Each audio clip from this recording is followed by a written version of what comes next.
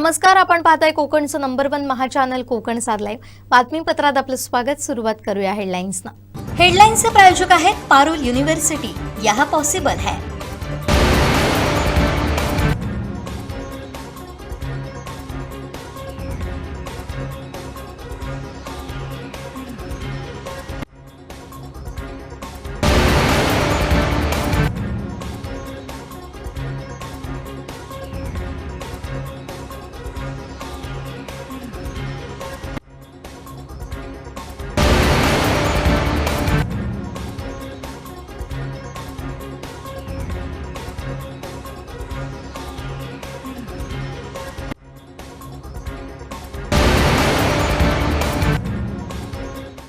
आता पाहूया सविस्तर बातम्या।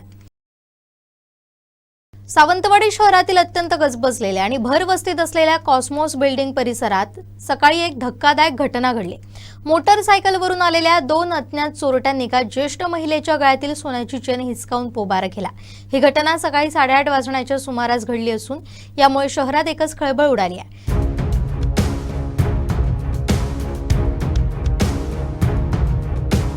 या प्रकरणी रंजना पांडुरंग ठाकूर यांनी सावंतवाडी पोलीस ठाण्यात रीतसर तक्रार दाखल केली आहे। पोलीस अधिक तपास करत आहेत।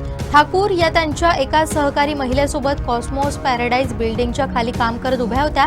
त्याचवेळी एक अनोळखी तरुण काहीतरी माहिती विचारण्याच्या बहाण्यानं त्यांच्याजवळ आला। या बिल्डिंगमध्ये शेअर मार्केटचं काम कोण करतात अशी चौकशी त्यानं ठाकूर यांच्याकडे करण्यास सुरुवात केली। संबंधित तरुणाच्या तोंडात गुटखा भरलेला होता। त्यांच्या बोलण्यावरून आणि हालचालींवरून संशय आल्यामुळे ठाकूर यांनी त्याला याबाबत सोसायटीच्या चेअरमनकडे विचारपूस कर असं सांगितलं। हा संवाद सुरू असतानाच ठाकूर या पाठी वळताच तरुणानं क्षणाचाही वेळ न घालवता त्यांच्या गळ्यातील सोन्याची चेन जोरात हिसकावून पलायन केलं। बिल्डिंगच्या गेट बाहेर त्याचा दुसरा साथीदार आधीच दुचाकी चालू ठेवून सज्ज होता। चेन गळ्यातून काढताच चोरटा पळत जाऊन दुचाकीवर बसला आणि दोघांनी त्वरित जेलच्या दिशेनं पोबारा केला। ठाकूरांनी तात्काळ आरडाओरड केल्यानं परिसरातील नागरिकांनी सतर्कता दाखवून स्वतःच्या दुचाकीवरून चोरट्यांचा काही अंतरांपर्यंत पाठलाग केला, परंतु चोरटे वेगानं पळून जाण्यात यशस्वी झाले।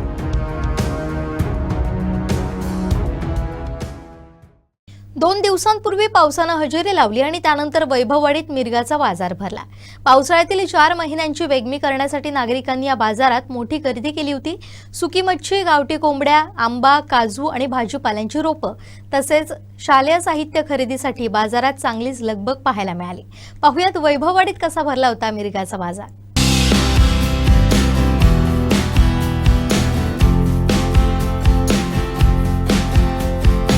मागील 4 महिन्यांच्या कडक उन्हाळ्यानंतर साऱ्यांना प्रतीक्षा असते ती पावसाची।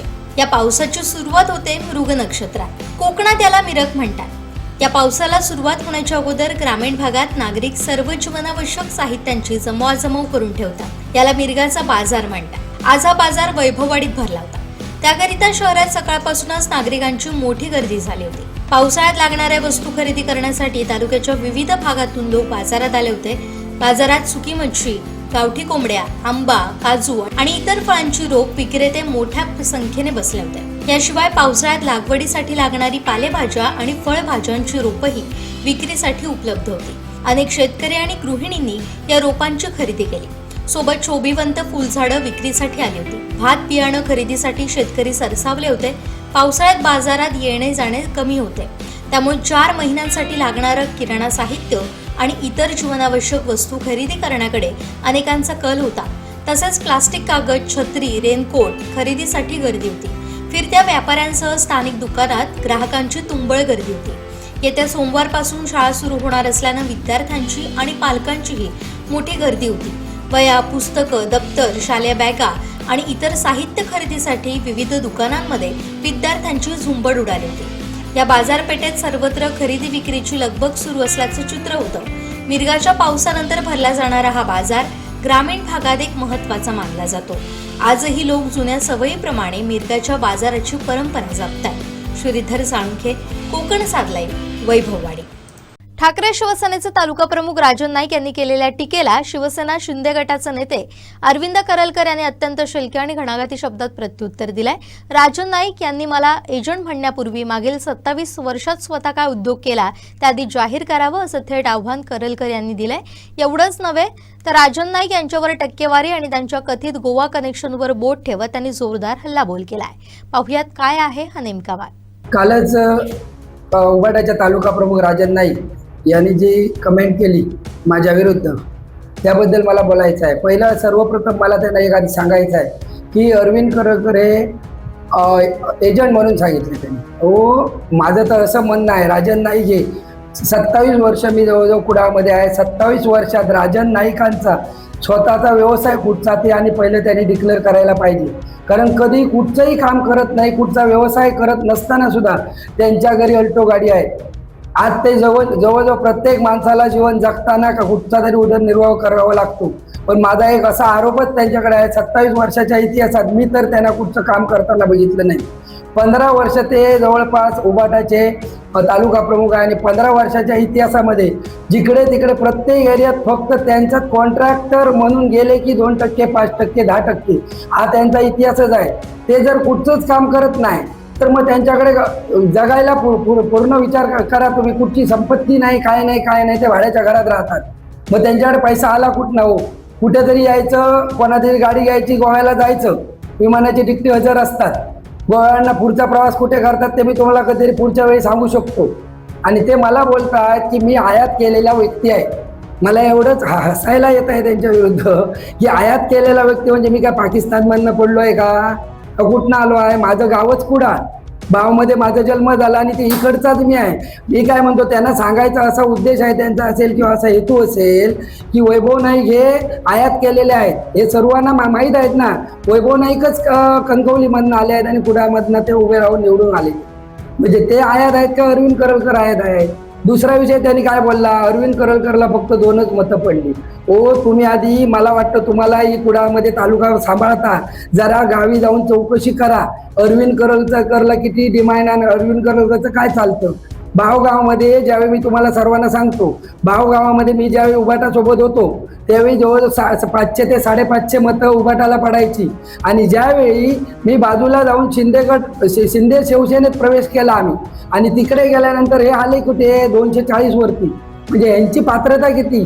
आणि वैभव नाईक जे निवडून आले त्या वैभव नाईकांवरती ज्यावेळी आम्हीच जिम्मेदारी घेऊन आम्हीच त्यांना 2 वेळा निवडून आणलं हो, त्याच्या अगोदर ते 2 वेळा पडले आहेत हो। आणि राजन नाईक सांगतायत तुम्हाला साध्या बिट्टू तेली सारख्या माणसाने नवीन उगवता एक तारा भैरववाडीत त्यांनी तुम्हाला पाडलं आणि पाडल्यापासून तुमची सपशेल नामशेष झाला हो त्या मतदारसंघात। तुम्हाला तर हिंमत आहे ना तुमच्या, तर 17 वार्डमध्ये कुठेतरी कुडातल्या एका वार्डमध्ये तुम्ही आधी निवडून या। तुम्ही 10 वर्षात तुम्ही कुठे आलात? तुम्ही आधी आलात तालुका प्रमुख झाल्याबरोबर वैभव नाईक पडले, ते विनायक राऊत पडले, म्हणजे प्रत्येक व्यक्ती आता तर अमरसन सावंत बरोबर बसलात काल ते पण पडले, म्हणजे परत ते का पुन्हा येतील, पुन्हा उभे राहतील असं तर मला वाटत नाही। त्याच्यामुळे तुम्हीच आधी पहिले काळ्या पायाच्या आहात आणि माझा जो इतिहास तुम्ही सांगू इच्छिता तो तुम्हीच काय काय धंदे करताय। आता वाळूवाले का तुमच्या जागावर गाडी घालायला आले? गाडी घातली की मॅनेज झाले किती जणांचे। मी सरळच बोलून सांगतो की माझी लायकी तुम्हाला अक्कल आहे काय?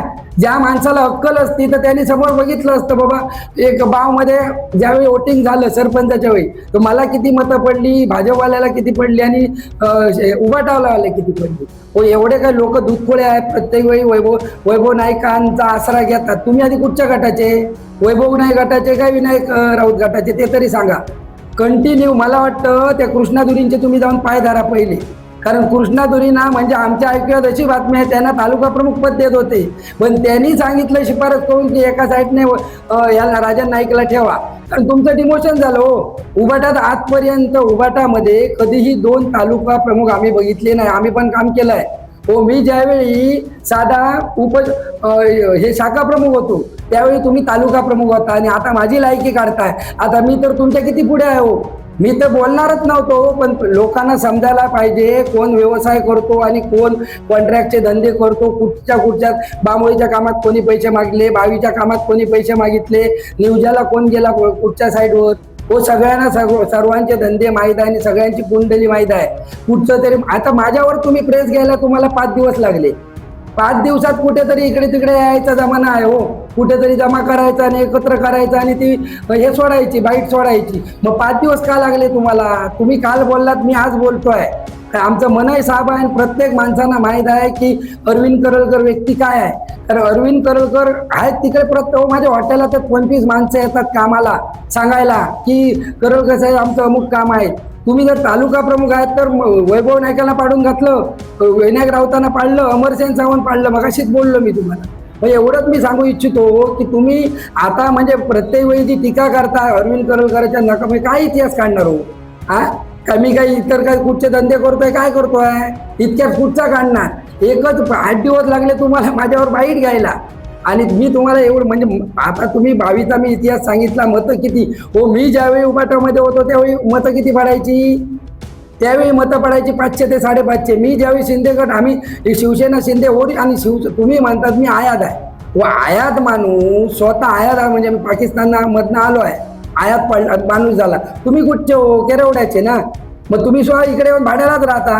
आम्ही तरी स्वतःच्या जागेत राहतो. आमचं मूळ गावच भाव आहे, बाकी कुठचं नाही.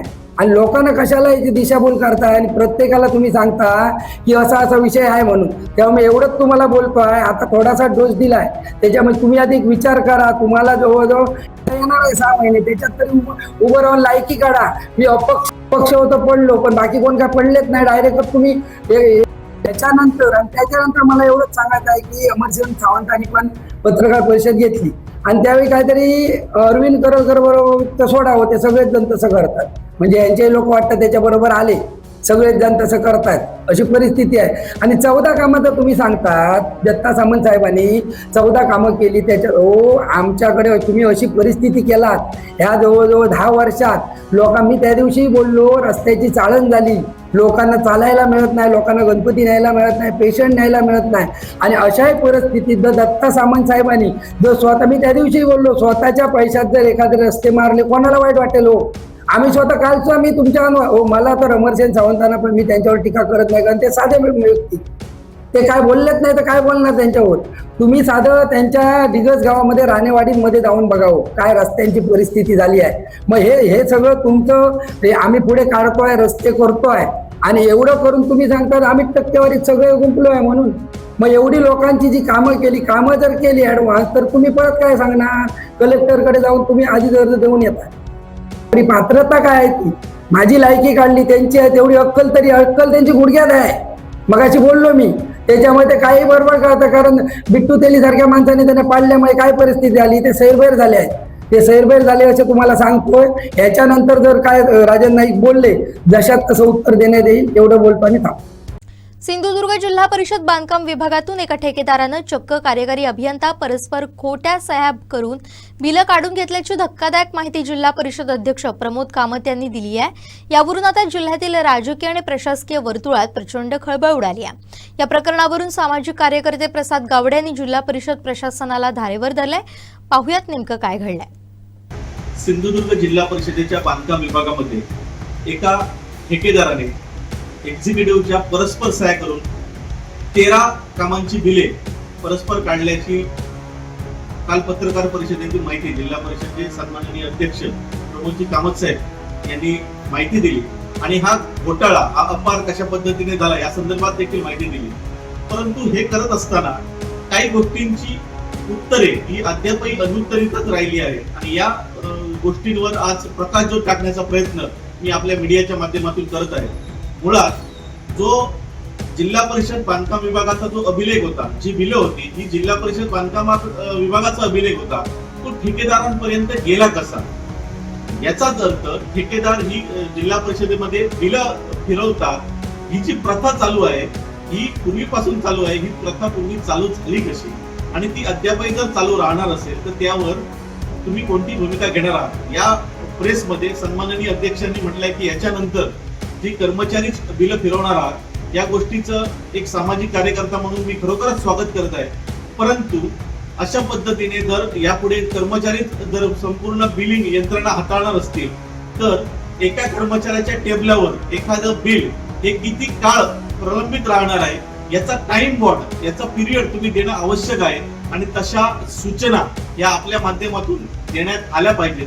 नाहीतर या कर्मचाऱ्यांना ज्या पद्धतीनं अजून भ्रष्टाचार करण्याची संधी ही आपल्या माध्यमातून मिळेल अशी भीती आम्हाला वाटू लागली आहे. कारण जर कर्मचारी आपल्या त्याच्या डेस्कवर जर आठवडा, 15 दिवस, महिनाभर जर एखादी फाईल प्रलंबित ठेवू लागतील तर अशा पद्धतीचं ठेकेदारांवर सुद्धा अन्याय एका प्रकारे केला जाईल अशा पद्धतीची भीती आज निर्माण झालेली आहे. दुसरा विषय, जर एखाद्या कर्मचाऱ्याने त्याला जो ठराविक काळ तुम्ही दिला जाणार आहात त्या काळापेक्षा जर जास्त काळ त्याच्या टेबलवर ती फाईल राहिली तर जशी आपण ठेकेदाराला मुदतीत तुम्ही काम केलं नाही तर त्याच्यावर ज्या पद्धतीने दंड आकारता त्या पद्धतीने त्या कर्मचाऱ्यावर दंड आकारणी होणं गरजेचं आहे. तरच ज्या पद्धतीची सुसूत्रता आणि पारदर्शी कारभार आपण या बांधकाम विभागाच्या या सगळ्या देयक प्रणालीमध्ये आणत आहात त्या पद्धतीचा कारभार हा दिसायला मिळेल. त्यामुळे कर्मचाऱ्यांवर सुद्धा दंड आकारणी होणं गरजेचं आहे.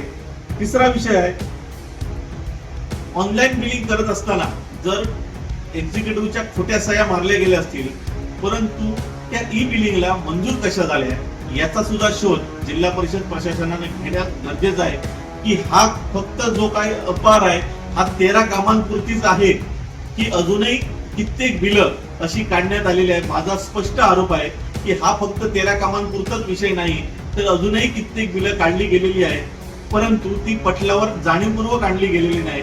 याचा सुद्धा शोध हा जिल्हा परिषदेने घेणे आवश्यक आहे. या मीडियाच्या माध्यमातून माझी सन्माननीय अध्यक्षांना एकच विनंती आहे की ह्या गोष्टीकडे, ह्या घटनेकडे एक अपवार म्हणून नाही तर एक डोळसपणे बघण्याची गरज आहे की सिंधुदुर्ग जिल्हा परिषदेची जी सिस्टीम आहे, जी यंत्रणा आहे, ती यंत्रणा कशी सदोष झालेली आहे. ती सदोष यंत्रणा सुधारण्याची संधी, एक चांगली संधी आपल्याकडे आलेली आहे.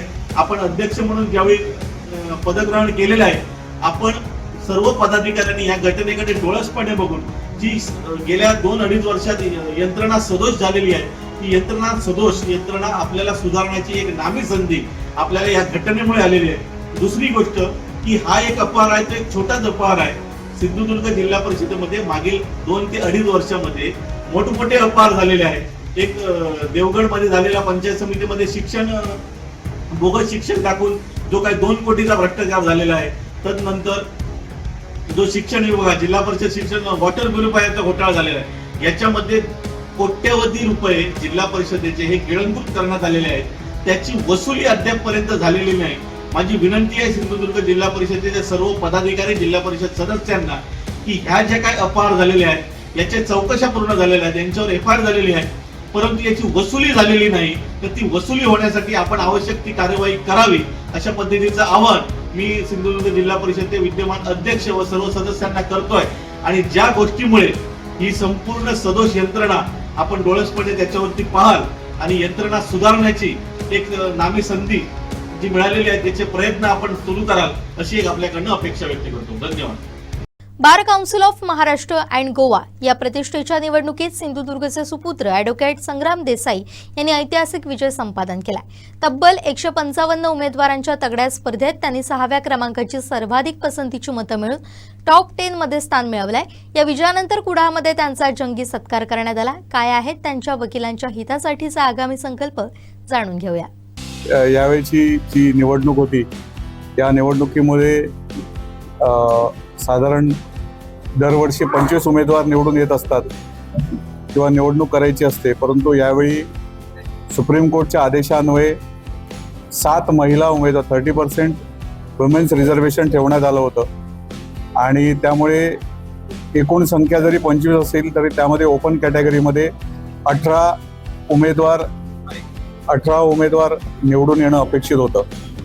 मतदारांची संख्या साधारण 2,40,000 एवढे वकील होते परंतु जे व्हेरिफिकेशन झालं त्यामध्ये साधारण 1,70,000 एवढ्या वकील संख्या शेवटी मतदार यादीत इन्क्लूड करण्यात आली होती आणि त्यामधून 155 वकील स्त्री आणि पुरुष असे ही इलेक्शन कॉन्टेस्ट करत होते. मुंबई आणि खास करून वसईचा मी उल्लेख करेन की वसई बार असोसिएशनने अतिशय चांगल्या प्रमाणात आम्हाला मतदान केलं आणि त्यामुळे खूप सिनियर उमेदवार जे होते 2-2, 3-3 टर्म्स मागच्या वेळी जे उमेदवारी म्हणजे बार काउन्सिलचे मेंबर राहिलेले आहेत, असे उमेदवार असताना देखील त्यांच्याही वरती चांगल्या पसंतीचं मत मला मिळाल्यामुळे मी 6व्या क्रमांकावरती यावेळी निवडून आलो. आजच्या या पत्रकार परिषदेमार्फत मी सिंधुदुर्ग जिल्ह्यातील सर्व वकील बंधू भगिनींचे, त्याच पद्धतीने रत्नागिरी जिल्ह्यातील सर्व वकील बंधू भगिनींचे, गोवा आणि मुंबई येथील सर्व वकील बंधू भगिनींचे अतिशय मनापासून आभार व्यक्त करतो की त्यांनी जर मला एवढ्या चांगल्या पद्धतीने मतदान दिलं नसतं तर कदाचित मी निवडून येऊ शकलो नसतो. त्याचबरोबर मी आजच्या या पत्रकार परिषदेमध्ये या सर्व वकील बंधू भगिनींना असं आश्वासित करू इच्छितो की तुम्ही माझ्यावरती जो विश्वास टाकलेला आहे त्या विश्वासाला पात्र ठरण्याचा मी प्रयत्न करेन. मागच्या वेळी आपण कोल्हापूरचं खंडपीठ तिथे आणण्याकरता सर्वांनी म्हणून प्रयत्न केला. आज तिथे सर्किट बेंच चालू आहे आणि मला अतिशय आनंद होतो की या 6 जिल्ह्यातील तालुक्यातील वकील बंधू भगिनी ज्यांना कधी हायकोर्टमध्ये प्रॅक्टिस करण्याची संधी मिळाली नव्हती असे वकील तिथे आज मला भेटतात आर्ग्युमेंट्स करताना, युक्तिवाद करताना. त्यामुळे आपलं नेक्स्ट मिशन असं राहील की आपल्याला हे बेंच परमनंट करायचं आहे. परमनंट बेंच होऊन स्वतःची आमची मोठी इमारत आम्हाला जागा मिळाली आहे, ती इमारत बांधून लवकरात लवकर तयार करून तिथे चांगल्या पद्धतीने काम चालावं हा आपला प्रायोरिटीने एक महत्त्वाचं काम राहील. त्याच पद्धतीने देशामध्ये doctor Babasaheb Ambedkar lawyers training academy and research centre जे तळोजाला त्याचं माननीय आदरणीय गवई साहेबांनी आणि मुख्यमंत्र्यांनी उद्घाटन केलेलं आहे, ती इमारत पूर्ण झाली आहे. तिथे 3 ट्रेनिंगचे कार्यक्रम आत्तापर्यंत झालेले आहेत. संपूर्ण महाराष्ट्रातील वकिलांना अतिशय उत्तम दर्जाचं असं तिथे ट्रेनिंग दिलं जातं. वेगवेगळ्या विषयावरती चर्चासत्र आयोजित केली जातात. एवढंच नव्हे तर आम्ही अशी ऑफर दिली आहे की महाराष्ट्र शासनाला कायदे तयार करत असताना जी काही मदत लागेल, कारण शेवटी कायदा तयार करत असताना वकिलांचा रोल हा अतिशय महत्त्वाचा असतो, तर महाराष्ट्र शासना कुठल्या कायद्याच्या विषयावरती जर काही मत हवं असेल तर आम्ही त्यांना मत हे देऊ शकतो, ओपिनियन देऊ शकतो. आणि याकरता आमची एक चांगली रिसर्च टीम आम्ही तयार केलेली आहे. आणि ती रिसर्च टीम आम्ही 3 महत्त्वाच्या गोष्टी फक्त मुद्दाम सांगेल की सगळ्यात पहिल्यांदा महत्त्वाचा होता तो म्हणजे ॲडव्होकेट्स प्रोटेक्शन ॲक्ट. सध्या आपल्या पार्लमेंटमध्ये हा विषय पेंडिंग आहे, परंतु दरम्यानच्या कालखंडामध्ये काही टेम्पररी अरेंजमेंट म्हणून महाराष्ट्र शासनामार्फत आपल्याला टेम्पररी काही अरेंजमेंट करता येते का या विषयावरती माननीय मुख्यमंत्र्यांची आम्ही लवकरच भेट घेऊ आणि ॲडव्होकेट्स प्रोटेक्शन ॲक्ट लवकरात लवकर कसा लागू होईल याच्याकरता प्रयत्न करू. त्याचबरोबर वकिलांच्या करता जे म्हणजे आम्ही इन्शुरन्स असतील किंवा अचानक एखाद्याची डेथ झाली किंवा काही प्रसंग निर्माण झाला त्याला फायनान्शियल मदत काय करता येईल या दृष्टीने आम्ही आमचे फंड्स क्रिएट करण्याचा प्रयत्न करतो आणि त्या दृष्टीने आपण एक नवीन चांगली स्कीम करू. ऑफकोर्स ही बार काउन्सिल आमची एकत्र आल्यानंतर आम्ही सगळे मीटिंग झाल्यानंतर ह्या विषयावरती चर्चा देखील होईल, पण हे विषय मी डेफिनेटली मांडेन. आणि शेवटी तरुण मंडळी, जी मंडळी अशी आहेत की ज्यांना फायनान्शियली पहिली 5-7 वर्ष ही अतिशय डिफिकल्ट असतात आमच्या प्रोफेशनमध्ये, तर ह्या 5-7 वर्षामध्ये त्यांना सस्टेन करण्याकरता आर्थिक मदत लागते. तर तो स्टायपेंड खरोखरच गरजू लोकांपर्यंत कसा पोहोचवता येईल आणि कशा पद्धतीने देता येईल याकरता विचार विनिमय करून आम्ही एक चांगल्या पद्धतीचं स्टायपेंड कसा द्यावा ह्या पद्धतीने एक प्रोसेस डिझाईन करू. याचबरोबर वेगवेगळ्या स्तरातून मला सर्वांनी शुभेच्छा दिल्या. त्याचबरोबर वेगवेगळ्या स्तरातून खास करून राजकीय मंडळींनी म्हणजे आपल्या जिल्ह्याचे पालकमंत्री नितेश राणे असतील त्यांनी बऱ्यापैकी सहकार्य केलं. त्याचबरोबर आदरणीय राणे साहेबांनी तर खूप मदत केली, त्यांचे आशीर्वाद पहिल्यापासूनच आहेत. उदय सामंत साहेबांनी तर अतिशय म्हणजे आउट ऑफ वे जाऊन खऱ्या अर्थाने मी क्रेडिट उदय सामंत साहेबांना देईन की त्यांनी 2.5 एकर जागा नाममात्र अक्षरशः 1 रुपया नाममात्र दरात 2.5 एकर जागा ज्याची किंमत आज 40 कोटी रुपये आहे अशी जागा त्या ट्रेनिंग अकॅडमीसाठी दिली. त्यामुळे सर्व स्तरातील लोकांनी अतिशय चांगल्या पद्धतीने मदत केली. माननीय मुख्यमंत्र्यांना ज्या ज्यावेळी भेटलो त्यावेळी प्रत्येक आमच्या कार्यक्रमाला त्यांनी आम्हाला मदत केलं. मी निवडून आल्यानंतर पालकमंत्री असतील, आदरणीय राणेसाहेब असतील, उदय सामंत असतील, किरण सामंत असतील, आधी म्हणजे मी मुख्यमंत्र्यांना मेसेज पाठवला होता की मी निवडून आल्यानंतर त्यांनी अभिनंदन केलं की पुढचा तुमचा कार्यकाळ अतिशय चांगला जावा. सर्व बाजूंना सर्व लोकांना एकत्र घेतल्यानंतर चांगल्या पद्धतीने काम होतं असा माझा आजपर्यंतचा एक्सपिरियन्स आहे. कुठला पक्ष राजकीय अजेंडा मनात न ठेवता आपण जर प्रामाणिकपणे लोकांसाठी काम करत असू तर डेफिनेटली त्याच्यामध्ये आपल्याला यश मिळतं असा माझा स्वतःचा एक्सपिरियन्स आहे.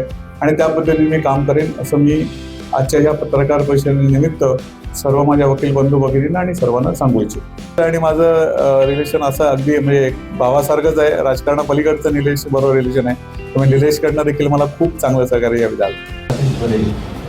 इथून जर वकील संघाची वकील वर्गाची संख्या जर बघितली आणि एकूण मतदार बघितले तर थोडंसं तुलनेने परिश्रम करण्याची हे एक माध्यम होतं.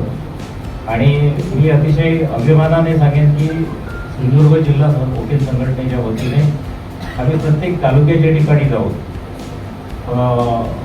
सगळ्या वकिलांना आवाहन केलेलं होतं की आपल्या सिंधुदुर्ग जिल्ह्याचं प्रतिनिधित्व बार काउन्सिल ऑफ महाराष्ट्र आणि गोव्याच्या काउन्सिलमध्ये होणं गरजेचं आहे. आणि त्याला अतिशय सकारात्मक प्रतिसाद सगळ्या सिंधुदुर्ग जिल्ह्यातील वकिलांनी एकजुटीने दिला आणि एक मताने आम्ही हा ठराव घेतला. आणि त्यांची पहिल्यांदा इच्छा नसताना सुद्धा आमच्या विनंतीला मान देऊन, म्हणजे त्यांच्या मागे बरेचसे व्याप आहेत, त्यांचे प्रोफेशनल व्याप आहे आणि त्याचे स्वतःच्या कौटुंबिक वेळ द्यावा लागतो. या कारणासाठी आम्ही त्यांना इन्सिस्ट केलं की तुम्ही निवडणूक लढवलीच पाहिजे. कारण मागील कालावधीमध्ये त्याने जे बार काउन्सिल ऑफ महाराष्ट्र आणि गोव्याचं जे काही काम केलं ते आतापर्यंत 40-50 वर्षात झालेलं नाही. ते सगळं काम आपल्या 5 वर्षाच्या कालावधीमध्ये लोकांसमोर परिपूर्ण करून आपली पात्रता साबित केलेली होती. तर अशा पद्धतीने आमच्या सिंधुदुर्ग जिल्ह्यातील वकिलांचीच आग्रही मागणी नव्हती, परंतु खंडपीठ जे आपल्या कोल्हापूरमध्ये झालं तेथील सुद्धा बऱ्याच सिनियर आणि बाकी आता हायकोर्टमध्ये प्रॅक्टिस करत असलेल्या वकील मंडळींची आग्रही मागणी होती. आणि गर्वाने सांगेन की आपल्या सिंधुदुर्ग जिल्ह्यातून एकजूट काय असावी याचं उदाहरण आकडेवारीतूनच कळतं. कारण एकूण 930 ज्यावेळी मतदान होतं त्याच्यातलं 850 मतदान फर्स्ट आपल्या संग्रामजी देशे यांना मिळाले. फक्त सिंधुदुर्ग जिल्ह्यातील वकिलांचं आणि सिंधुदुर्ग जिल्ह्यातील त्यांच्यावर प्रेम करणाऱ्या सगळ्या मंडळींचं सुद्धा त्याच्यामध्ये योगदान आहे. जरी ते स्वतः मतदार नसले तरी प्रत्येकाने आपापल्या परीने त्यांच्या मित्रमंडळीकडे मतदानासाठी आवाहन केलेलं होतं. त्यामुळे आणखी उत्तरोत्तर आपल्या bar council of Maharashtra Goa आणि वकिलांच्या वेगवेगळ्यासाठी चांगलं कार्य घडेल मी त्यांना त्या निमित्ताने शुभेच्छा देतो.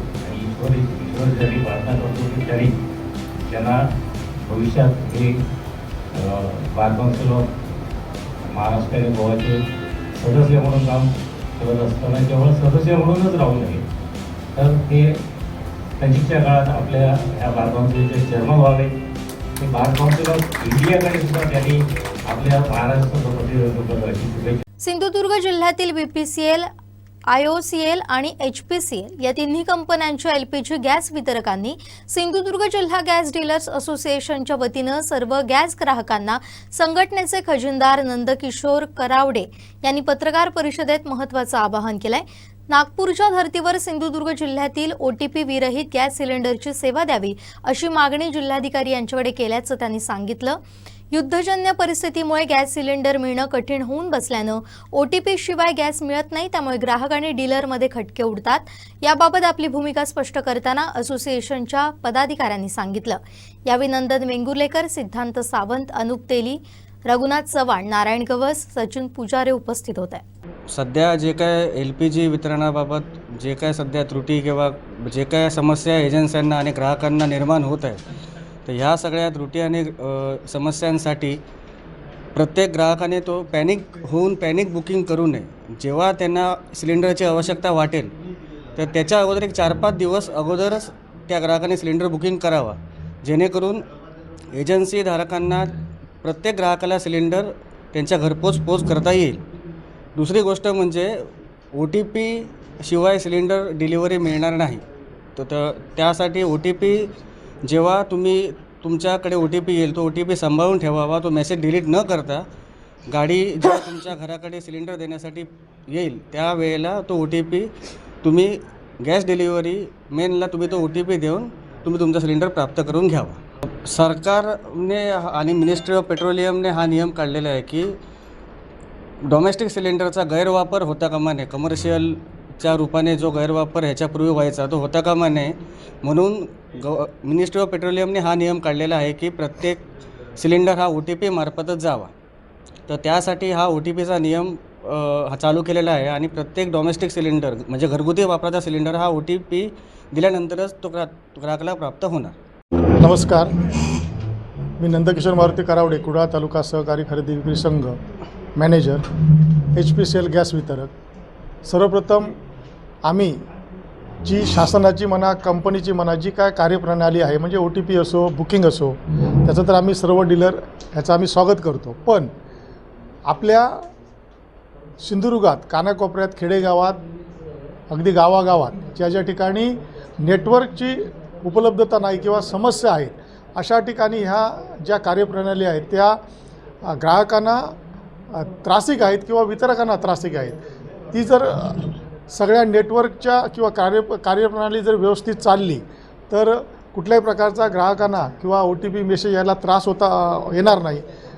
आणि जर तो त्रास झाला नाही तर ते कार्यप्रणाली व्यवस्थित चालेल एवढंच मला सांगायचं आहे. आणि आज आम्ही या ठिकाणी आज पत्रकार परिषद घेण्याचं कारण एकच होतं की पूर्वी आमच्याकडे 14 दिवस 21 दिवस सिस्टीमला बुकिंग राहत होतं. आता एक 3-4 दिवसापूर्वी असं झालं आहे की ते बुकिंग जर आम्ही 7 दिवसाच्या वरती ठेवलं तर ते ऑटो कॅन्सल होईल किंवा आम्हाला ते एक तर कॅन्सल करावं लागेल. मग ग्राहकांना आम्ही आपल्या माध्यमातून आवाहन करतो, विनंती करतो आमच्या सर्व गॅसधारकांना की आपल्याला ज्यावेळी गॅस भरलेला सिलेंडर पाहिजे त्या अगोदर 4 ते 5 दिवस अगोदर तुम्ही गॅस बुकिंग करा. आमचं जे रूट वार ठरलेले आहेत आपल्याकडे जी गाडी येते त्याच दिवशी तो सिलेंडर घेण्याचा प्रयत्न करा. कुठल्याही परिस्थितीत ते 7 दिवसाच्या वरती बुकिंग आपलं राहणार नाही. त्याला आम्ही पेंडिंग बॅकलॉग म्हणतो आणि ती त्याचं कंपनी मग आम्हाला सांगते की बॅकलॉग का राहिलं, ते राहू नये हाच यामागचा उद्देश आहे. तर आम्ही आपल्या मार्फत असं आवाहन करतो, विनंती करतो. आम्हाला आमचे गॅस ग्राहक अगदी मागची कोरोना काळातली परिस्थिती असो, पूर परिस्थिती असो, आम्हाला आमचे सर्व गॅसधारक आम्हाला सहकार्य करतात. तेच सहकार्याची आतासुद्धा आम्ही अपेक्षा करतो. धन्यवाद. आंबा बागायतदार शेतकरी संघटनांच्या बैठकीत शेतकऱ्यांना जाहीर करण्यात आलेल्या आर्थिक मदतीबाबत तीव्र नाराजी व्यक्त करण्यात आली असून शासनाकडून देण्यात आलेली मदत ही अत्यंत तुटपुंजी असल्याचं सांगत ही मदत शेतकऱ्यांच्या खात्यात जमा करू नये अशी भूमिका संघटनेनं घेतली आहे. आमची जी मीटिंग होती ती विशेषतः कीटकनाशकांचे पैसे भरणे किती भरायचे या संदर्भात होती. तर त्याच्यात जो निर्णय आज झाला तो नाईलाजाने घेतलेला निर्णय की शेतकऱ्यांना गृहीत धरलं गेलं की ते आणून पैसे भरतील पण शेतकऱ्यांनी जर पैसेच मिळवले नाही आहेत तर आणून काय भरणार. आणि एक संघटना म्हणून त्यांना एक काहीतरी होतं की ते काहीतरी ह्याच्यामध्ये करतील. तर आता शेतकऱ्यांनी जर आता पैसे दिले नाही त्यांचे तर हे लोक काय करणार आहेत. हे लोक यांना न्यायालयात घेसतील, कोर्टात घेसतील आणि त्यांना जेलवारी घडवतील. म्हणजे त्यांना हेच अपेक्षित आहे. हे याच्यातून दिसतंय की जे शेकडो शेतकरी पैसे देऊ शकणार नाही आहेत कीटकनाशकांचे ते त्यांना ह्यांना जेलमध्ये घालण्याचे त्यांचे एकंदर प्लॅन दिसत आहेत. ज्या पद्धतीने त्यांनी शेतकऱ्यांशी संवाद साधलेला नाही आहे तर आता ते होणार आहे. आता शेवटी त्याला काय आता इलाजच नाही असं दिसतंय एकंदरीत. कारण 30% रक्कम भरणं हा जो जेव्हा विषय आलेला आहे त्यावेळी MRP वाटेल तशा MRP असतात कीटकनाशकांच्या आणि त्याच्या 25% जर कॅशने काही शेतकऱ्यांना याच कीटकनाशक विक्रेत्यांनी औषधं दिलेली आहेत ही वस्तुस्थिती आहे. त्यामुळे हा 30% आकडा आलेला आहे. 30% आकडा हा काय कोणी आपल्या मनाने ठरवलेला नाहीये आणि ह्याच्यावर कुठची चर्चा करायला हे लोक आलेले नाहीत. त्यामुळे ह्या सगळ्यांचा आम्ही आधी निषेध करतो की त्यांना कुठची काही त्याची संवेदनशीलता नाहीये. ज्या शेतकऱ्यांच्या जोरावर आपण इतके वर्ष व्यवसाय करतोय, आपण इतके वर्ष पैसे मिळवतोय, काय व्यवसाय हा? एक औषधं आणायची आणि डिस्ट्रीब्यूट करायची. हे स्वतः बनवतात का औषधं? स्वतः संशोधन करतात का? एक प्रकारचं ट्रेडिंग आहे, ही विक्री आहे आणि त्याच्यातून ते नफा आज कमवत आलेले आहे. ते शेतकऱ्यांसाठी सोडायला त्यांना जरासुद्धा काही वाटत नाहीये. तर माझं स्पष्ट मत असं आहे की शेतकऱ्यांना जेलची वारी घडवणं, शेतकऱ्यांना गुन्हेगार ठरवणं आणि शेतकऱ्याची रवानगी जेलमध्ये करणं हीच या कीटकनाशक विक्रेत्यांची एकंदर हे दिसते. कारण ह्याचा परिणाम हाच होणार आहे शेवटी. त्यामुळे त्यांच्यातल्या काही जणांना आम्ही आवाहन करतो की त्यांना जर काही वाटत असेल तर त्यांनी शेतकऱ्यांशी संवाद साधून या रकमेचं सेटलमेंट करावं आणि राहिला दुसरा विषय की नुकसान भरपाई 22,000 काय 500 200 जी आहे ती क्रूर चेष्टा आहे अक्षरशः. त्याच्यापेक्षा सरकारने ती दिली नसती तर जास्त बरं झालं असतं. आम्ही म्हटलं असतं बाबा ठीक आहे आम्हाला मिळाली नाही म्हणून. तर ही 22,500 काय मी व्यक्तिशः सांगतो की मला हे 22,500 अजिबात नको. गव्हर्नमेंटला 22,500 द्यायचे असतील तर माझ्या विद्याधर जोशीच्या नावावर कृपया ते पैसे माझ्या अकाउंटला पाठवू नयेत ही नम्र विनंती. कोकणातला आंबा बागायतदार काजू उत्पादक शेतकरी आहे, तो आपल्या मागण्या घेऊन वारंवार रस्त्यावर उतरतोय, आंदोलनं करतोय. परंतु अद्यापही या सरकारला या शेतकऱ्यांविषयी कुठेही आत्मीयता शिल्लक राहिलेली नाही आणि कुठलाही न्याय या शेतकऱ्यांना देण्याच्या मनस्थितीत हे सरकार नाही आहे. हे धनदानग्यांचं सरकार आहे हे वारंवार आपल्याला माहिती आहे. परंतु आपण गेल्या काही दिवसापूर्वी तालुका कृषी निवारण समिती या समितीच्या माध्यमातून तहसीलदार, तालुका कृषी अधिकारी यांच्या समवेत विमा कंपनी आणि वेदर डिपार्टमेंट त्यांचं जे आहे स्कायवॉक कंपनी, स्कायमॅट कंपनी त्यांच्याशी चर्चासत्र करून या विम्यावर तोडगा काढण्यासाठी आम्ही त्यांना निवेदन दिलं आहे. परंतु अद्यापही त्यात कुठेही मार्ग निघालेला नाही आहे. दुसरी गोष्ट, आम्ही वारंवार सरकारकडे ज्या विमा सोडून जी नुकसान भरपाई सरकारकडे मागत आहोत त्या नुकसान भरपाई संदर्भात सुद्धा कोणत्याही प्रकारचा तोडगा अजूनपर्यंत या शासनाने काढलेला नाही. पंचनामे करून जवळपास आता 1 महिना पुढचा उजाडत आलाय, तरीही अजून शेतकऱ्यांना दिलासा द्यायचा की नाही या मनस्थितीत हे सरकार आहे. 22,000 रुपये जी रक्कम आहे ती शेतकऱ्यांना मान्य नाही. या आजच्या बैठकीत आम्ही हा निर्णयापर्यंत पोहोचलेलो आहोत. ही रक्कम आम्ही स्वीकारणार नाही आहोत. जी आमची मागणी आहे, हेक्टरी 5 लाख रुपये, कलमाला 5,000 रुपये आणि काजूला हेक्टरी 3 लाख रुपये या मागणीवर शेतकरी आजही ठाम आहेत आणि ती मिळाल्याशिवाय आम्ही गप्प बसणार नाही आहोत. जर या येत्या 2-4 दिवसात याच्यावर कुठलाही प्रकारचा निर्णय या सरकारने घेतला नाही तर पुढील आंदोलनाची दिशा सन्माननीय राजू शेट्टी साहेब यांच्या नेतृत्वाखाली पुढील आंदोलन हे पुढच्या 10-12 दिवसात आम्ही करणार आहोत. आणि याचा अल्टिमेटम म्हणून आजच्या पत्रकार परिषदेतून सरकारला आम्ही हात जोडून विनंती करतो की तुम्ही म्हणताय सरकारला शेतकऱ्यांना रस्त्यावर उतरू देणार नाही, पण तुमची ती मानसिकता नाहीये. रस्त्यावर उतरल्याशिवाय आम्हाला न्याय मिळणार नाहीये हे आम्हाला माहिती झालंय. म्हणून येत्या 3-4 दिवसात तुम्ही जर आमच्या संदर्भात योग्य तो निर्णय घेतला नाही तर सगळ्या शेतकऱ्यांना घेऊन पुन्हा आंदोलनाच्या पवित्रात संपूर्ण आंबा बागायतदार आणि काजू बागायतदार आहे. आंबा व काजू बागायतदार व्यापारी संघाच्या वतीने आज एक बैठक घेण्यात आली होती. कारण बऱ्याच महिन्यांपासून औषध विक्रेते जे आहेत यावर्षी बऱ्यापैकी आंबा उत्पादकांचं, काजू बागायतदारांचं नुकसान झालं. यासाठी जे औषधं विक्री केली गेली होती त्यासाठी त्यांच्याकडे आम्ही डिस्काउंट एक मोठ्या पद्धतीत मागत होतो.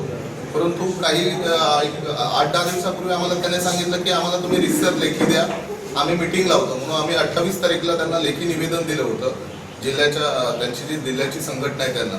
परंतु अद्याप त्या लोकांनी कुठल्याही पद्धतीची त्याची दखल घेतली गेली नाही. त्याच्यानंतरही आम्ही त्यांना विचारलं होतं. पण त्याच्यानंतर आज 10 दिवस झाल्यानंतर आम्ही संघटनेची मिटिंग लावली. बऱ्यापैकी शेतकरी तिकडे एकत्र जमलो होतो आणि आज एका निर्णयाकडे आम्हाला जायचं होतं. तो आज एक आम्ही असा निर्णय घेतलाय की जी काय औषधाची बिलं आहेत, म्हणजे जे मूळ रक्कम आहे MRPची, त्या MRPच्या 30% रक्कम सर्व शेतकऱ्यांनी दुकानदारांना द्यायची. कारण आम्ही वारंवार त्यांच्याशी चर्चेचा प्रयत्न केला, परंतु त्यांनी कुठल्याही पद्धतीची शेतकऱ्यांची दखल घेतली नाही. त्यामुळे आज एक मोठा संघटनेने निर्णय घेतलाय की जेवढे औषध विक्रेते आहेत त्या सर्व औषध विक्रेत्यांची MRPच्या अगेन्स्ट 30% फक्त द्यायचे. जर एखाद्याचं 1 लाख रुपये बिल झालं असेल तर त्याने 30,000 रुपयेच द्यायचे. आता 30,000 रुपयेच बिल त्यांना द्यायचं. तरी आम्ही देखील औषध विक्रेत्यांना एक आवाहन करू इच्छितो, पुढील 4 दिवसामध्ये तुम्हाला जर वाटत असेल तर तुम्ही संघटनेशी संपर्क करून अजूनही बैठकीला बसायची आमची तयारी आहे. परंतु हे तुम्ही जर नाही बसलात तर 30% जे आज आम्ही डिक्लेअर केलंय ते 30% ही तुम्हाला रक्कम शेतकरी देणार नाही याची कल्पना तुम्ही वेळेवरच घ्यावी. कारण जेवढं तुम्ही शेतकऱ्यांना म्हणजे अक्षरशः वेळ समजताय की शेतकरी तुम्ही ग्राह्य पकडत नाहीये तुमच्या कुठल्या याच्यात. एवढी वर्ष शेतकऱ्यांच्या जीवावरती तुम्ही अमाप पैसा कमवलात आणि आज जर तोच शेतकरी संकटात असताना त्याला तुम्ही 30 ते 40% डिस्काउंट देऊ शकत नव्हता तर तुमच्या औषध विक्रेते आणि तुम्ही स्वतःच शेतकरी आहे. 80% जे औषध विक्रेते आहेत ते शेतकरी आहेत. आणि त्या सर्व औषध विक्रेत्यांना मी वारंवार संपर्क करून देखील सुद्धा त्याने शेतकऱ्यांची कुठल्याही भावना समजून घेतल्या नाहीत. निवडणूक झाल्यानंतर सध्याच्या जिल्हा परिषदेच्या कारभारामध्ये बोगस ठेकेदारांचा एक कंपू तयार झालाय. या ठेकेदारांच्या माध्यमातून सत्ताधाऱ्यांच्याच आशीर्वादानं अशा पद्धतीचे खोटेनाटे व्यवहार केले जातात. त्यामुळे प्रामाणिकपणे काम करणाऱ्या ठेकेदारांना बिलं मिळत नाहीत, पण बोगस बिलं काढून बोगस पद्धतीनं खोट्या नाट्या सह्या करून ते पैसे उकळायचे धंदा या जिल्हा परिषदेतल्या सत्ताधारी लोकांच्या आशीर्वादानं होतोय, अशी टीका माजी खासदार विनायक राऊत यांनी केली आहे. जिल्हा परिषदेची निवडणूक झाल्यानंतर सध्याच्या जिल्हा परिषदेच्या या कारभारामध्ये बोगस ठेकेदारांचा एक कंपू तयार झालेला आहे आणि ह्या ठेकेदारांच्या माध्यमातून सत्ताधाऱ्यांच्याच आशीर्वादाने अशा पद्धतीचे खोटे नाटे व्यवहार केले जातात असे सर्वांची समज झालेली आहे. त्यामुळे प्रामाणिकपणे काम करणाऱ्या ठेकेदारांना बिलं मिळत नाहीयेत, पण बोगस बिलं काढून बोगस पद्धतीने खोट्या नाट्या सहाय्य करून त्या पैसे उकळायचे हा धंदा या जिल्हा परिषदेतल्या सत्ताधारी लोकांच्या आशीर्वादाने होतोय, अशी ठाम भूमिका आहे. असलदे शिवाजीनगर इथं अवधूत श्यामसुंदर वाळके यांच्या गोडाऊनमध्ये कणकवली पोलिसांनी धाड टाकली. त्यानंतर गावात ग्रामसभेमध्ये दारूबंदीचा ठराव असताना देखील अवैध दारूचा व्यवसाय होत असल्यानं ग्रामस्थांनी आक्रमक भूमिका घेतली. यावेळी मंगळवारी रात्री संशयित आरोपी अवधूत वाळके सुरेंद्र वांगणकर यांना फोन करत कडक शब्दात इशारा दिलाय. यावेळी दारू विक्री करत असल्याची संशयित आरोपींनी कबुली दिली आहे. तसेच असलदे गावाची माफी देखील मागितली आहे. मी असलदे गावात दारू विक्री करत होतो. मी पोलिसांची रेड पडल्यानंतर मी दारू व्यवसाय आता बंद करणार आहे. असलदे गावात परत मी दारू विकणार नाही आणि सर्वांची माफी मागिततो. परत गोवा बनवतो की दारू विकणार नाही. यापुढे गावात दारू विक्री करणार नसल्याचं त्यांनी जाहीरपणे सांगितलं. यावेळी सरपंच चंद्रकांत डांबरे, पत्रकार भगवान लोके, नरेंद्र हडकर, उपसरपंच Sachin Parab, vice chairman Dayanand Hadkar, society संचालक शत्रुघ्न डांबरे, माजी सरपंच पंढरी वांगणकर, महेश लोके, रघुनाथ लोके, प्रवीण डगरे, प्रदीप हरमलकर, विजय आचरेकर, मनोज लोके, संदेश आचरेकर, अनिल लोके, दयानंद डगरे, विजय खरात, रुपेश खरात, गोविंद लोके, संतोष घाडी, संतोष डांबरे, विष्णू डगरे, राजू जेठे, संदीप नरे, प्रमोद डांबरे आदींसह गावातील ग्रामस्थ उपस्थित होते. असल्ले गावामध्ये ग्रामसभेमध्ये दारूबंदीचा ठराव काही वर्षापूर्वी घेण्यात आलेला आहे. त्यामुळे असल्ले गावात सातत्याने दारूबंदीवर चर्चा होते. तरी देखील आमच्या गावामध्ये एक वाळके आणि वांगणकर असे दोन दारू विक्री करणारे गोवा बाटावटीचे व्यक्ती आहेत. परवाच्या दिवशी कणकवली पोलिसांनी वाळके या दारू विक्रेत्याच्या गोडाऊनवर धाड मारली. त्यानंतर गावामध्ये त्यांच्या विरोधात असंतोष निर्माण झाला होता. त्यानुसार काल सायंकाळी संबंधित दारू विक्रेत्यांना समज देण्यासाठी गावातील ग्रामस्थ गोळा झाले आणि या ग्रामस्थांनी संबंधित व्यक्तींना कडक शब्दात समज दिलेली आहे. गावात दारूबंदी असताना कोणत्याही प्रकारे आमच्या गावामध्ये दारू विक्री झाली नाही पाहिजे. जर झाली तर पोलिसांनी त्यावर कठोर कारवाई करावी अशी भूमिका गावाची आहे. त्यामुळे लवकरच संबंधित दारू विक्रेत्यांवर कठोर कारवाई व्हावी यासाठी प्रशासनाकडे आणि पोलिसांकडे निवेदन दिले जाणार आहे आणि यापुढे गावात दारू विक्री झाल्यास तीव्र स्वरूपाचे आंदोलन छेडले जाईल असा इशारा संपूर्ण आमच्या गावाने दिलेला आहे आणि त्या दोन्ही विक्रेत्यांना कडक शब्दात समज दिलेली आहे. सिंधुदुर्गातील महत्त्वाच्या घाटांपैकी एक म्हणजे आंबोली घाट. या घाटातील रस्ते संरक्षक कठडे जरी सुस्थितीत असले तरी दरड कोसळण्यासह बुजलेले ब्रिटिशकालीन नाले, घाटातील गटार अन धोकादायक झाडांची समस्या मोठी आहे. यात खासगी कंपनीनं संरक्षक कठड्यालगत लाईन टाकताना कॉन्क्रीट घातल्यानं दरीत जाणाऱ्या पाण्याचे नैसर्गिक बांध अडवले गेले. त्यामुळे संरक्षक कठड्याच्या बाजूनं घाट खचण्याची भीती निर्माण झाली आहे. पाहूया.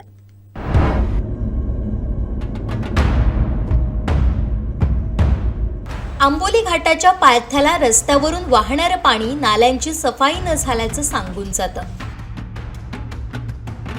घाटातील हे पाणी आपली वाट काढत खाली उतरताना दिसतं. आपण आहोत आंबोली घाटामध्ये आणि आंबोली घाटात जर पाहिलं तर आंबोली घाटातले रस्ते जे पायथ्यापर्यंतचे आहेत ते तरी सध्या चांगल्या स्थितीत असल्याचे, सुस्थितीत असल्याचे पाहायला मिळतात. संरक्षक कठडे आहेत ते पण सुस्थितीत आहे. काही ठिकाणी थोड्याफार प्रमाणात त्यामध्ये नादुरुस्त आलेली पाहायला मिळते. मात्र बहुतांश भागात बघितलं तर संरक्षक कठडे सुद्धा सुस्थितीत असल्याचं पाहायला मिळतात. पण गटार जे आहेत, आपण समोरही भागात पाहू शकत असाल, तर गटाराचं बांधकाम ज्या पद्धतीनं पाहिजे होतं किंवा ज्या पद्धतीनं बांधकाम विभागानं त्याकडे लक्ष देणं गरजेचं होतं, त्या प्रमाणात लक्ष दिलेलं दिसत नाहीये. त्याच्यामुळे जे पाणी आहे, जे घाटातनं खाली उतरतंय, त्यांना मार्ग मिळत नाहीये आणि पाणी आपली वाट काढत जाताना पाहायला मिळतं. तसंच जर ह्या बाजूला आपण बघितलं तर समोर दरीचा भाग इथनं सुरू होतोय आणि तिथे काही कंपन्यांकडनं पाईप घातलेल्या आहेत किंवा केबल घातलेल्या आहेत आणि त्यामुळे जे रस्त्यावरचं पाणी आहे ते दरीत सुद्धा जाऊ शकत नाहीये. त्यामुळे हा एक सगळ्यात महत्त्वाचा आणि मोठा मुद्दा या ठिकाणी पाहायला मिळतो. त्यामुळे सार्वजनिक बांधकाम विभागानं, पावसाला नुकतीच सुरुवात झालेली आहे, त्यामुळे याकडे लक्ष देऊन जो गटारांचा प्रश्न आहे, नाले साफ करण्याचा जो प्रश्न आहे, त्याकडे गांभीर्यानं लक्ष देणं गरजेचं आहे. आजवर घाटात दरड कोसळण्याचे प्रकार मोठ्या प्रमाणात घडलेत. 1971, 1978, 1984, 1996 आणि 2010 सालात दरड मोठ्या प्रमाणात कोसळलेली घाट मार्गही बंद होता. मात्र नंतरच्या काळात हे प्रकार रोखण्यासाठी उपाययोजना देखील करण्यात आल्या. आंबोली घाटातला एक सगळ्यात महत्त्वाचा पॉईंट म्हणजे जिथे दरड कोसळली होती तो पॉईंट. गेली अनेक वर्षांपासून आपण या गोष्टी बघतो आणि त्यानंतर स्वित्झर्लंडवरनं जी जाळी आणली होती ती जाळीसुद्धा आपल्याला त्या ठिकाणी पाहायला मिळते.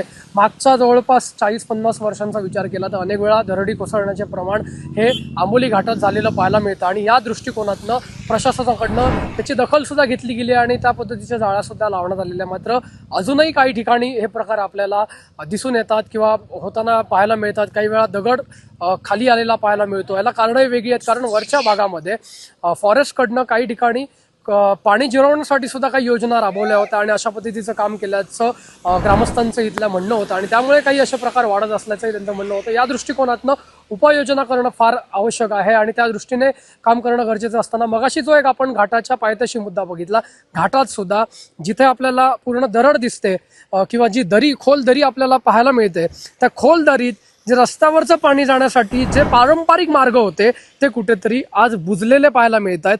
हे पाईप आपल्याला इथे पाहायला मिळतात खाजगी कंपन्यांचे, ज्या पाईपसाठी हे सिमेंट कॉन्क्रिटिंगकरण इथे करण्यात आलं आणि त्यामुळे नॅचरली जे दरीमध्ये पाणी जायचं त्याला आज कुठेतरी बांध घातला गेला आहे आणि त्यामुळे आज गटारांची अवस्था बुजलेली असताना अशा पद्धतीनं पाणी दरीत थेट जाऊ शकत नसल्यामुळं रस्त्यावर मोठ्या प्रमाणात पाणी येण्याच्या समस्या सुद्धा गेल्या अनेक वर्षापासून या ठिकाणी पाहायला मिळतात. त्यामुळे सार्वजनिक बांधकाम विभागानं याकडे गांभीर्यानं लक्ष देण्याची गरज आहे.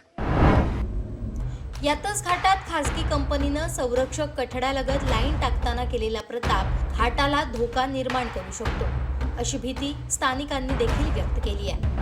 सद्यस्थितीत आंबोली घाटातील जो रस्ता आहे हा राष्ट्रीय महामार्ग म्हणून घोषित झाल्यानंतर इथला रस्ता खूप चांगला आहे, परंतु या रस्त्यालगत, घाट रस्त्यालगत जे संरक्षक कठडे आहेत त्या संरक्षक कठडीच्या मध्ये गॅप हवी होती, जिथून पाणी, जे रस्त्यावर पाणी होतं ते पाणी जात होतं. पूर्वी हे पाणी जाण्यासाठी अडूबांध म्हणून मैलकुली जे रस्ता कामगार असायचे ते रस्ता कामगार अडूबांध करायचे आणि पाणी बरोबर त्यामधल्या गॅपमधनं जायचं, परंतु आता तशी जागाच राहिली नाही आहे. खाजगी मोबाईल टॉवर कंपनीजनी जी त्यांनी जे लाईन्स टाकले आहेत आणि कॉन्क्रीट टाकले आहेत त्यामुळे पूर्णपणे ते पाणी जाण्याचा मार्ग जो आहे तो रोखला गेला आहे. त्यामुळे घाट संरक्षक कठडीच्या बाजूने खचण्याची भीती निर्माण झाली आहे आणि हळूहळू बऱ्याच ठिकाणी घाट या खाजगी कंपनीच्या मोबाईल टॉवरच्या लाईनमुळे खचतो आहे, हे सत्य नाकारून चालणार नाही. डाव्या बाजूची जी गटर आहे तीही नीट साफ केली गेलेली नाही, त्यामुळे तिथूनही पाणी पुन्हा रस्त्यावर येते. ब्रिटिशकालीन पूल आहे 150 वर्षापूर्वीचं, जे अद्यापही आम्ही मागणी करूनही बांधण्यात आले नाही, तेही धोकादायक आहे. तिथून सध्या अवजड वाहतूक बंद आहे, परंतु येत्या भविष्यकाळात तेही खचण्याची भीती आहे. पर्यटक आता एक 15 दिवसापासून, आता पाऊस आंबोलीमध्ये बऱ्यापैकी सुरू झाला आहे आणि पर्यटक आंबोलीत येऊ लागतील. त्या पर्यटकांच्या सोयीसुविधाच्या दृष्टीने सुद्धा येथील शौचालय तुम्ही बघाल तर त्याची दुरावस्था आहे, ते बंद स्थितीत आहेत, काही ठिकाणी तुटलेल्या स्थितीत आहेत. त्यामुळे महिला वर्गाचे खूप हाल होतात, त्यांना शौचालय मिळत नाही आणि या ठिकाणी येणाऱ्या पर्यटकांकडनं जर तुम्ही कर घेत असाल तर त्या कराच्या बदल्यात त्यांना सेवा देणं गरजेचं आहे. त्या सेवा दिल्या गेल्या पाहिजेत, अन्यथा नेहमी या ठिकाणी येणारे पर्यटक नाराज होऊन जातात. येथील वाहतुकीची व्यवस्थासुद्धा नीट केली गेली पाहिजे. वाहतुकीची कोंडी मोठ्या प्रमाणावर होते. ती कोंडी सोडवण्याच्या दृष्टीने बैठका घेऊन त्याचं योग्य नियोजन केलं गेलं पाहिजे. ते अद्याप केलं गेलेलं नाही आहे. अशा विविध समस्या आहेत आणि काही चांगले मुद्देसुद्धा आहेत. पाऊस वेळेवर सुरू झालेला आहे, त्यामुळे यावर्षीचा वर्षा पर्यटन हंगामसुद्धा वेळेवर सुरू होईल अशी आम्हाला आशा आहे. देशभरातून येणाऱ्या पर्यटकांचं आकर्षण म्हणजे आंबोली घाटातील मुख्य धबधबा. मात्र या परिसरात पर्यटकांना आवश्यक सुविधांचा अभाव दिसून येतोय. आंबोली घाटातलं सगळ्यात महत्त्वाचं आणि मोठं ठिकाण जे पर्यटकांना आकर्षित करतं ते म्हणजे हा धबधबा. आणि आपण पाहतोय पावसाला सुरुवात झाल्यानंतर तो काही प्रमाणात प्रवाहित व्हायला सुद्धा लागलेला आहे. अगदी काही दिवसानंतर पूर्ण फ्लोनं हा धबधबा प्रवाहित होणार आहे आणि अनेक पर्यटक इथे येतात, इथल्या धबधब्याला भेट देतात, आवर्जून इथे येतात. मात्र या पॉईंटकडे आपण पाहिल्यानंतर काही ज्या सुविधा पर्यटकांना आवश्यक आहेत ते म्हणजे वॉशरूम असेल किंवा चेंजिंग रूम असेल, ही सुविधा फार महत्त्वाची आहे. मात्र तो वॉशरूम, तो चेंजिंग रूम, आता हा सीझन पावसाळ्याचा सुरू झाला आहे, त्यामुळे वन विभागाकडनं जो उभारलेला वॉशरूम आहे किंवा चेंजिंग रूम आहे तो सुरू होणं गरजेचं होतं. मात्र तो बंद अवस्थेत असल्याचं पाहायला मिळतं. त्यामुळे वन विभागाकडनं तो सुरू करण्यासाठी त्याची दखल घेणं आणि तो सुरू करणं, कार्यान्वित करणं लवकरात लवकर काळाची गरज आहे. कारण आता पर्यटकांचा ओढासुद्धा वाढू लागलेला आहे. पर्यटक आंबोलीच्या दिशेने येताना दिसत आहेत. जे विकेंडला मोठ्या प्रमाणात पर्यटक आंबोलीत येताना पाहायला मिळतात. त्यामुळे याची दक्षता घेणं सुद्धा फार गरजेचं आहे. त्याचबरोबर ज्या मुख्य धबधब्याच्या आपण समोर आहोत, मात्र या संपूर्ण धबधब्यांच्या ह्या एरियामध्ये जर बघितलं तर वरच्या भागात ब्रिटिशकालीन नाले हे गेली अनेक वर्ष बुजलेल्या अवस्थेत आहेत. फार पूर्वी मैलकुली जे इथल्या गावातले असायचे त्यांच्याकडनं ते नाले साफ केले जायचे. मात्र मागच्या अनेक वर्षांमध्ये ते नाले, ब्रिटिशकालीन नाले साफ केलेले नाहीत. त्याच्यामुळे त्यातनं जे वाहणारं पाणी आहे ते वाहू शकत नाही, त्याला अडथळे निर्माण होतात. त्यामुळे ते प्रामुख्यानं साफ करण्याची मागणी ही इथल्या स्थानिक ग्रामस्थांकडनं मोठ्या प्रमाणात होताना पाहायला मिळते. या काही समस्या आहेत त्या मुख्य धबधब्याकडे सुद्धा आपल्याला पाहायला मिळत आहेत. कोसळणारी दरड, आंबोलीतील पर्जन्यवृष्टी, धोकादायक बनलेली झाडं, बुजलेले गटार पाहता बांधकाम विभागानं यावर पावसाळ्यापूर्वी उपाययोजना करणं आवश्यक होतं. धबधब्यांवरून कोसळणाऱ्या पाण्याचा वेग बघता हे पाणी थेट दरीत जाणारे मार्ग बुजले जाणार नाहीत याची दक्षता घेणं गरजेचं होतं. मात्र प्रशासनाकडून याकडे झालेलं दुर्लक्ष घाटाची मोठी हानी करू शकतं. येणाऱ्या पर्यटकांसह घाट मार्गातून प्रवास करणाऱ्यांसाठी ते धोक्याचं ठरू शकतं. आंबोलीचा घाट जिथे संपतो तिथे आपण आहोत. संपूर्ण घाटाचा आपण जर पंचनामा बघितला, आढावा घेतला तर घाटामध्ये काही समस्या पण आहेत, काही चांगल्या गोष्टी केलेल्या सुद्धा दिसून येतात. घाटात प्रामुख्यानं बघितलं तर जो गटाराचा मुद्दा आहे तो खूप महत्त्वाचा आहे. कारण गटार बुजलेल्या अवस्थेत असल्यामुळं पाणी जायला वाट मिळत नाही आहे. त्याचबरोबर खाजगी कंपनीनं दरडीच्या किंवा जिथे आपल्याला दरी आहे अशा भागात आपण पाहिलं तर जे पाणी रस्त्यावरचं त्या दरीत थेट जाणं आवश्यक असताना, पारंपरिक पद्धतीनं ते जाणं आवश्यक असताना तिथे कुठेतरी त्याला आडखाटी केल्याचं पाहायला मिळतं. तो एक महत्त्वाचा मुद्दा या ठिकाणी पाहायला मिळतो. त्याचबरोबर जे या घाटामध्ये असणारे ब्रिटिशकालीन नाले आहेत ते बुजलेल्या अवस्थेत आहेत. जे वरच्या पट्ट्यामध्ये आहेत ते पुन्हा एकदा त्याला नवसंजीवनी देणं, ते पुन्हा एकदा सुरू होणं हे गरजेचं आहे. त्याचबरोबर जी धोकादायक झाडं आहेत, जी वादळी वाऱ्यात पडताना पाहायला मिळतात, त्या दृष्टीनं वन विभाग असेल, सार्वजनिक बांधकाम विभाग असेल यांनी सामंजस्यानं ते विषयसुद्धा, त्या समस्यासुद्धा सोडवणं गरजेचं आहे. घाटाचा रस्ता बघितला तर संपूर्ण रस्ता अतिशय चांगला असल्याचं पाहायला मिळतं. नुकताच पावसालाही सुरुवात झालेली आहे, त्यामुळे पर्यटकसुद्धा इथं आता मोठ्या प्रमाणात येताना पाहायला मिळतात. त्यांची विकेंड असल्यामुळं विकेंडला मोठ्या प्रमाणात गर्दी इथे पर्यटकांची होते आणि त्या दृष्टीनं पर्यटकांच्या पण सुविधांसाठी जिथे जे प्रसाधनगृह आहेत ती बंद अवस्थेत असल्याची पाहायला मिळाली, ती कुठे पुन्हा सुरू होण्याची गरज आहे आणि त्या दृष्टीनं प्रशासनानं नियोजन करणं गरजेचं आहे. असे अनेक मुद्दे घाटातले आहेत. काही समस्यासुद्धा आहेत, काही चांगली कामंसुद्धा केलेली आहे. मात्र दरड कोसळण्याचा जो एक खूप मोठा महत्त्वाचा मुद्दा आहे, जो गेली 50 वर्षापासूनचा मुद्दा आहे की दरड घाटात कोसळते, हा सर्वाधिक महत्त्वाचा मुद्दा लक्षात घेणं गरजेचं आहे. स्वित्झर्लंडवरनं आणलेली जाळी 1-2 ठिकाणी पाहायला मिळते, काही ठिकाणी दक्षता घेतल्याची पाहायला मिळते, काही भागामध्ये माती ही घसरताना पाहायला मिळते. त्यामुळे त्या ठिकाणची माती रस्त्यावर येऊन घाट म्हणजे दरड कोसळण्याचं प्रमाणसुद्धा वाढू शकतं. ह्या सगळ्याच गोष्टी लक्षात घेता सार्वजनिक बांधकाम विभाग असेल, वन विभाग असेल यांनी याच्यावर उपाययोजना करणं आज महत्त्वाचं आहे. Video journalist साहिलसह Vinayak Gawas, Konkan 7 live, Amboli. इंधन दरवाढ आणि सावंतवाडी मतदारसंघामध्ये सुरू असलेले अवैध धंदे या विरोधात सावंतवाडीत काँग्रेसकडून आंदोलन छेडण्यात आलं. दोडामार्ग तालुक्यात होणारी गांजाच्या शेतीबाबत दीपक केसरकर यांनी राजीनामा द्यावा, तसंच केंद्र सरकारकडून इंधन केलेली दरवाढ मागे घेण्यात यावी अशा प्रकारच्या मागण्यांचं पत्र त्यांच्याकडून प्रांताधिकाऱ्यांना देण्यात आलं.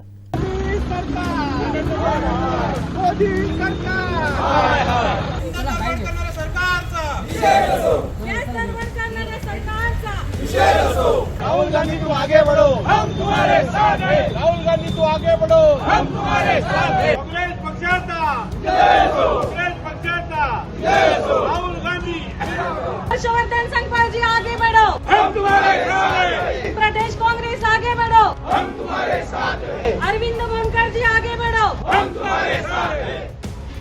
दीपक के सरकार तुम्ही राजीनामा द्या, राजीनामा द्या, राजीनामा द्या. अपयशी ठरलेल्या सरकारचा विजय हो. सरकारांच्या राजीनाम्याची आम्ही मागणी एवढ्यासाठीच करतोय कारण या मतदारसंघामध्ये अवैधरित्या तिलारी धरण परिसरामध्ये चरस गांजा हा मोठ्या प्रमाणात निर्मिती तिथे शेती केली जाते. त्यावर या आमदारांचं कंट्रोल नाही आहे. त्याचप्रमाणे या ठिकाणी मोठ्या प्रमाणात डोंगर उपसले जातात, माती उत्खनन होतं, याचा परिणाम भविष्य काळात होणारा आहे. आणि त्याचप्रमाणे या मतदारसंघामध्ये भविष्य पिढी जी आहे आपल्या जिल्ह्यातली ही चरस गांजाच्या नादी लागणे यापासून आपण रोखलं पाहिजे, हे आपलं परम कर्तव्य आहे. मला वाटतं दीपक केसरकर यांना पालकमंत्री नितेश राणे आणि फडणवीस सरकार हे पाठीशी घालते असं वाटतंय. त्यामुळे या दीपक केसरकरांचा राजीनामा सरकारने घेतला पाहिजे. ज्या मतदारसंघामध्ये ड्रग्सचं निर्मिती होते त्यांना दिसतंय तरी ते काही कारवाई करत नाही, प्रशासन काही कारवाई करत नाही आहे. त्यामुळे दीपक केसरकरांनी राजीनामा दिला पाहिजे. या मतदारसंघात अनेक डोंगर मोठ्या प्रमाणात या ठिकाणी खोदले जात आहेत, मायनिंग मोठ्या प्रमाणात होतं, यावर देखील त्यांचा कंट्रोल नाही आहे. आणि ह्या सगळ्या बाबी स्वतः गेल्याच काही दिवसापूर्वी सन्माननीय आमदार निलेश राणेंनी पुढाकार घेऊन बाईट दिलं, परंतु त्यांचेच बंधू जे आमच्यापेक्षा वयाने लहान आहेत नितेश राणेजी, त्यांनी यावर कोणतीही कारवाई केलेली नाही आणि यावर त्यांचं कंट्रोल राहिलेलं नाही हे दिसून येत आहे. आणि प्रदेश काँग्रेसच्या आदेशानुसार दरवाढ महागाई जी आहे याबाबत आम्ही या ठिकाणी आता प्रांतांना निवेदन देत आहोत. मुख्य मुद्दा इंधन दरवाढ आहे आणि स्थानिक विषय आहेत. स्थानिक विषयामध्ये चरस गांजा प्रकरण हे जे आहे या मतदारसंघात मोठ्या प्रमाणात शेती होते त्याबाबत देखील आहे. तरुणांना भविष्यात आपल्याला तरुणांना सांभाळायचं असेल, त्यांचं स्वास्थ्य सांभाळायचं असेल तर हे गांजा प्रकरण जे आहे हे बंद झालं पाहिजे. आता कालच बघा 30 ते 35 रुपयांनी म्हणजे 1000 रुपयाच्या आसपास आता वर जातो गॅस. त्यामुळे महिलांना पण घरात जेवण करायला प्रॉब्लेम होत आहेत. इथे आपल्या जिल्ह्यामध्ये मजूरदार वर्ग आहे, इथे कोण मोठे व्यावसायिक आहेत असं काही नाही आहे. त्यामुळे त्या घरगाडा जो चालवचा आहे त्या कुटुंबाला खूपच हालत होत आहेत, त्यांचे गॅस मिळत नाही आहेत. त्यामुळे हा आमचा मोर्चा आहे. गॅस लोकांना योग्य वेळेत आणि कमी दरात मिळायला पाहिजे. केसरकरांची वारंवार मागणी उभाटाय करते आणि तुम्ही करताय. केसरकरांनी राजीनामा दिल्यानंतर सावंतवाडीच्या मतदारसंघाचा विकास होईल असं वाटतं का तुम्हाला? बघा, केसरकरांचा राजीनामा अन्य कोण मागतंय हे सामान्य नागरिक मागतायत. का मागतायत? कारण ते त्यांचा कंट्रोल राहिलेला नाही आहे आणि ह्या सगळ्यांना पोलीस प्रशासन इथे पाहणी करते, परंतु आमदार आणि मला वाटतं विद्यमान पालकमंत्री यांना पाठीशी घालत आहेत आणि त्यांना ते सहकार्य करत नाहीत असं दिसून येते. शेवटी ठळक घडामोडी पुन्हा एकदा. हेडलाईन्सचे प्रायोजक आहेत पारुल युनिव्हर्सिटी. यह पॉसिबल है.